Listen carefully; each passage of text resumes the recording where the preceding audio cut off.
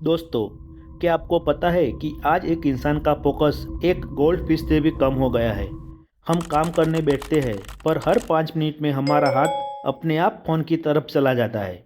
हम थक तो जाते हैं पर दिन के अंत में लगता है कि कुछ खास काम हुआ ही नहीं।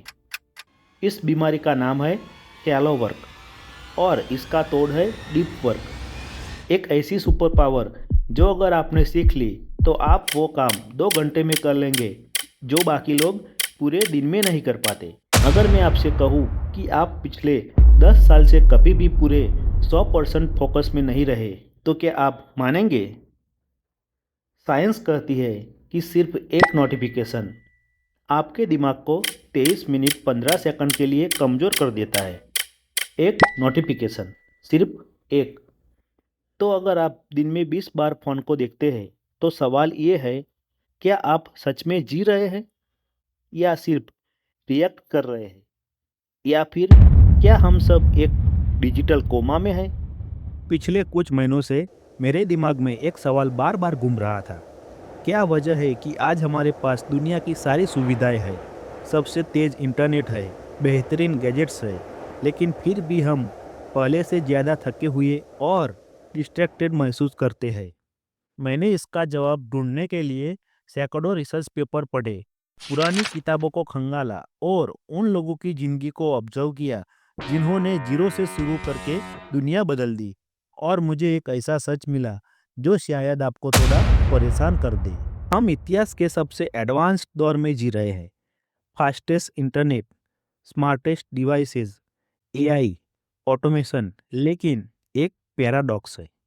आज के इंसान के पास सब कुछ है, बस कंट्रोल नहीं है।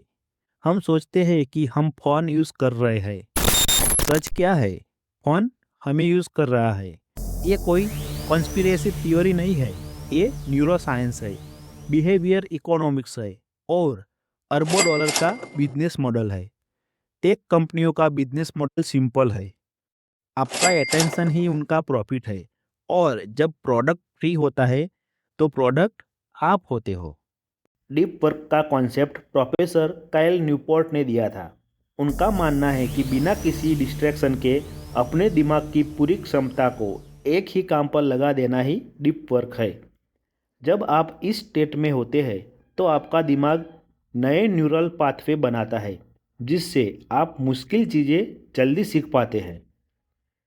सबसे पहले विलेन को समझते हैं, डोपामाइन। लोग कहते हैं डोपामाइन खुशी का केमिकल है। सच, डोपामाइन खुशी का केमिकल नहीं है। ये एंटीसिपेशन और क्रेविंग मतलब लालच का केमिकल है। दरअसल हमारे दिमाग में एक रास्ता होता है जिसे रिवॉर्ड पाथवे कहते हैं। पुराने ज़माने में जब इंसान को खाना मिलता था तो दिमाग डोपामाइन निकालता था ताकि हम दोबारा खाना ढूंढने जाए। लेकिन आज आज सिलिकॉन वैली के इंजीनियर्स ने इस सर्वाइवल मैकेनिज्म को हैक कर दिया है। जब आप रील स्क्रॉल करते हैं आपको पता ही नहीं होता अगला वीडियो बोरिंग होगा या अमेजिंग। ये अनिश्चितता ही दिमाग को हुक करती है। इसे कहते हैं variable reward system. Instagram scroll, कभी बोरिंग कभी वायरल। दोनों में फ़र्क क्या है? सिर्फ पैकेजिंग। आपका दिमाग दोनों को एक जैसा ट्रीट करता है। उनका मिशन सिंपल है, आपको प्लेटफॉर्म पर ज़्यादा से ज़्यादा समय तक रोकना। उन्होंने आपकी साइकोलॉजी को हैक कर लिया है। और सबसे खतरनाक बात, ये सब कानूनी है। लेकिन हम गलती कहाँ करते हैं? जब हम पढ़ाई करते वक्त सिर्फ 1 सेकंड के लिए अपना व्हाट्सएप चेक करते हैं तो हमें लगता है कि कोई फर्क नहीं पड़ा। पर साइंस इसे कहती है attention residue. University of California की प्रोफेसर ग्लोरिया मार्क ने एक ग्राउंड ब्रेकिंग रिसर्च की। उन्होंने देखा कि जब कोई इंसान अपने काम से डिस्ट्रैक्ट होता है, सिर्फ एक ईमेल चेक करता है, तो उसको वापस डीप फोकस स्टेट में आने के लिए लगते हैं 23 मिनट 15 सेकंड। ये सिर्फ समय का नुकसान नहीं है, ये दिमाग का बंटवारा है। आपका दिमाग अगले 20 मिनट तक पिछले मैसेज के बारे में ही सोचता रहता है। यानी आपको 100% फोकस कभी काम पर वापस आता ही नहीं। हम इस बिखराव को ही प्रोडक्टिविटी समझ बैठे हैं। स्टैनफोर्ड यूनिवर्सिटी की रिसर्च ने एक और मिथ तोड़ दिया। मल्टीटास्किंग प्रोडक्टिविटी नहीं है। मल्टीटास्किंग सिर्फ कास्ट स्विचिंग है और हर स्विच में आप एनर्जी लूज करते हैं। रिसर्च के मुताबिक क्रॉनिक मल्टीटास्कर्स की मेमोरी कमज़ोर होती है और उनका कॉग्निटिव कंट्रोल ख़त्म हो जाता है। यानी जो लोग अपने आप को गुड मल्टीटास्कर समझते हैं वो असल में सबसे ज़्यादा कमज़ोर होते हैं। हम व्यस्त हैं लेकिन प्रोडक्टिव नहीं। अब आते हैं सबसे पावरफुल कॉन्सेप्ट पर। माइलिन। यूनिवर्सिटी ऑफ वर्जीनिया की एक रिसर्च के मुताबिक जब हम किसी काम को बिना डिस्ट्रैक्शन के बार बार करते हैं तो हमारे दिमाग के न्यूरॉन्स के चारों तरफ एक सफ़ेद परत बनने लगती है जिसे माइलिन कहते हैं। यह माइलिन बिल्कुल बिजली के तार पर लगे इंसुलेशन की तरह होती है। ये सिग्नल को लीक होने से रोकती है और दिमाग की स्पीड बढ़ाती है। इमेजिन कीजिए एक अनकवर्ड बिजली के तार को। अगर वो तार अनकवर्ड हो तो बिजली लीक होगी और सिग्नल कमज़ोर हो जाएगा।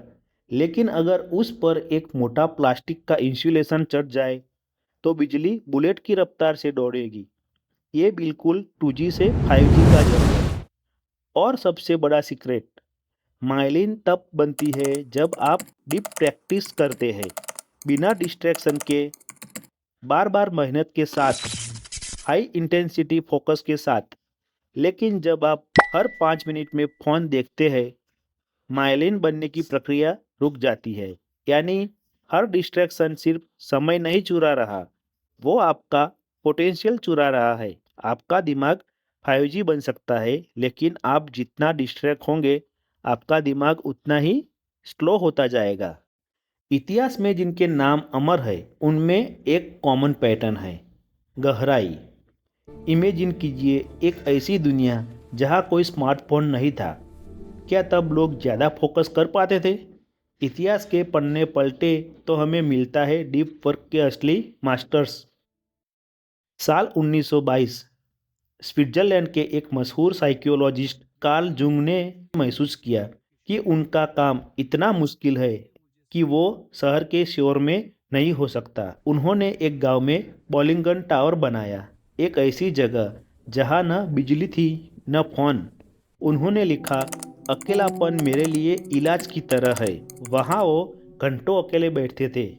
नतीजा, उन्होंने ऐसी थ्योरी दी जो आज 100 साल बाद भी साइकोलॉजी की बुनियाद है। लियोनार्डो डा विंची ने जब मोनालिसा बनाई तो वो महीनों तक सिर्फ एक ही मुस्कान की बारीकियों पर फोकस करते रहे।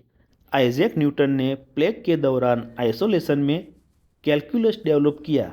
भारत के वैदिक काल में शतावधानी वो लोग थे जो एक साथ 100 अलग अलग सवालों पर फोकस कर सकते थे।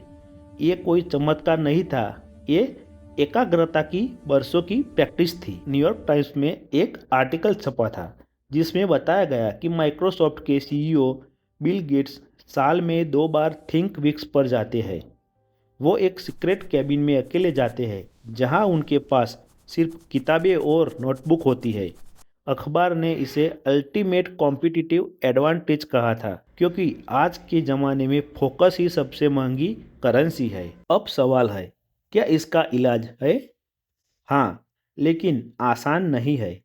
इसके लिए आपको मामूली बदलाव नहीं बल्कि एक रेडिकल रिसेट की ज़रूरत है। मैंने पिछले कुछ महीनों में कई मेथड्स टेस्ट किए और जो सबसे ज़्यादा असरदार है उसे मैं कहता हूँ डिलोकम रिसेट। नियम नंबर 1, दी मोनास्टिक अप्रोच।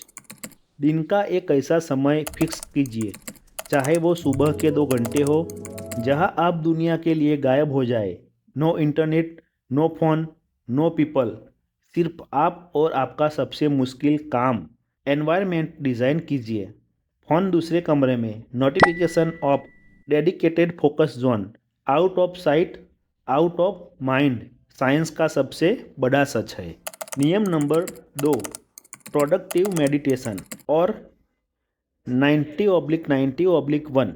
जब आप वॉक कर रहे हो या शावर ले रहे हो तब किसी रैंडम चीज़ के बारे में सोचने के बजाय अपनी किसी एक प्रॉब्लम के बारे में सोचिए। अपने दिमाग को एक ही पॉइंट पर फोकस करने की ट्रेनिंग दीजिए और 90/90/1 नियम याद रखिए। अगले 90 दिनों तक हर दिन के पहले 90 मिनट सिर्फ अपने एक सबसे इम्पोर्टेंट लक्ष्य पर काम।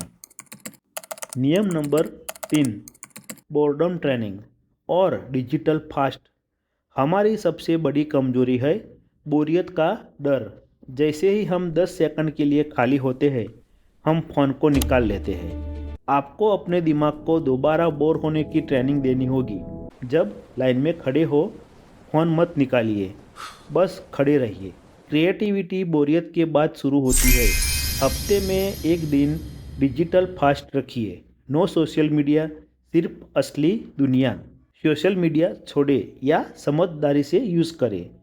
सोशल मीडिया को एंटरटेनमेंट नहीं, एक टूल की तरह देखें। जेके रॉलिंग ने हैरी पॉटर ख़त्म करने के लिए होटल बुक किया था ताकि वो दुनिया से कट सके। साथ ही एक शटडाउन रिचुअल रखिए। सिस्टम ऑफ बोलने से दिमाग को सुकून मिलता है और वो रिचार्ज होता है। 2026 में दुनिया 2 हिस्सों में बंट रही है। 99% जो सिर्फ रिएक्ट और कंज्यूम कर रहे हैं और 1% जो फोकस के साथ कुछ नया क्रिएट कर रहे हैं। फोकस अब टैलेंट नहीं है, ये एक चॉइस है और हर चॉइस की एक कीमत होती है। अगले हफ्ते ढीलोकम पर मैं आपको बताऊंगा कि कैसे आप अपने मोबाइल को फोकस मशीन में बदल सकते हैं। अगर आप सच में डिजिटल कोमा से बाहर निकलना चाहते हैं और तैयार है तो नीचे कमेंट में लिखिए, आई क्लेम माई फोकस। गहराई में जहां शांति है, असली खजाना मिलता है। ऊपर का शोर सिर्फ एक भ्रम है। दुनिया उन्हें याद रखती है जो कुछ नया और बेहतर बनाते हैं, न कि उन्हें जो सिर्फ स्क्रॉल करते हैं।